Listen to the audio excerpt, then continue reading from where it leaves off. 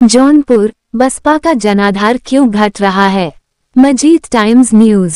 Baspa Bahujan Samaj party का जनाधार पिछले कुछ सालों में लगातार गिरता जा रहा है और ये सवाल अब तकरीबन हर राजनीतिक हलके में गूंज रहा है। खासतौर पर हर चुनाव में पार्टी का स्तर गिरते हुए दिखाई देता है और यही मुद्दा पार्टी के नेताओं के लिए एक बड़ी चुनौती बन चुका है। बसपा के जिला अध्यक्ष और विधानसभा अध्यक्ष इस मुद्दे पर बोलने से कतराते हैं, जो पार्टी के भविष्य पर एक बड़ा सवाल खड़ा करता है।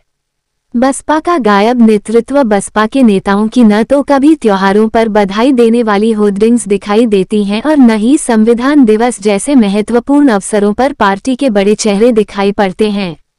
ये स्थिति उस पार्टी के लिए बेहद चिंताजनक है जिसे अपने दलित आधार को मजबूत करने के लिए हमेशा सक्रिय और प्रभावशाली दिखना चाहिए था।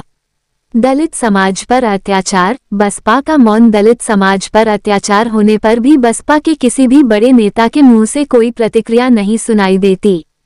ये स्थिति यह सवाल उठाती है कि क्या वही पार्टी जो खुद को दलितों के अधिकारों की लड़ाई के लिए खड़ी मानती है, आज दलित समाज के प्रति अपनी जिम्मेदारी से मुंह मोड़ चुकी है।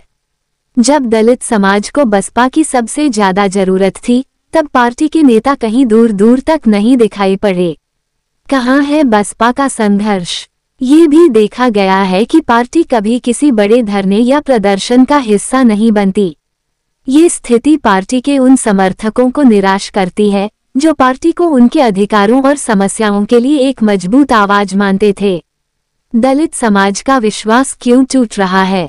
अगर दलित समाज को अपनी लड़ाई में बसपा का समर्थन नहीं मिलता, तो आखिर क्यों वे पार्टी को वोट देना जारी रखेंगे?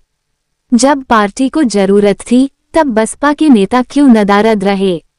ये सवाल आज भी दलित समाज के सामने है और यही कारण है कि उनकी पार्टी के प्रति निष्ठा में कमी आ रही है। बसपा का जनाधार इस समय एक बहुत बड़ी चुनौती का सामना कर रहा है। अगर पार्टी को अपनी खोई हुई पहचान और समर्थन को फिर से प्राप्त करना है, तो उसे अपने नेतृत्व को सक्रिय और जवाबदेह बनाना होगा। दलित समाज को एक बार फिर से पार्टी पर विश्वास दिलाना होगा और यह केवल तभी संभव है जब पार्टी अपने कार्यों से यह साबित कर सके कि वह सच में उनके लिए खड़ी है। माजिद अंसारी।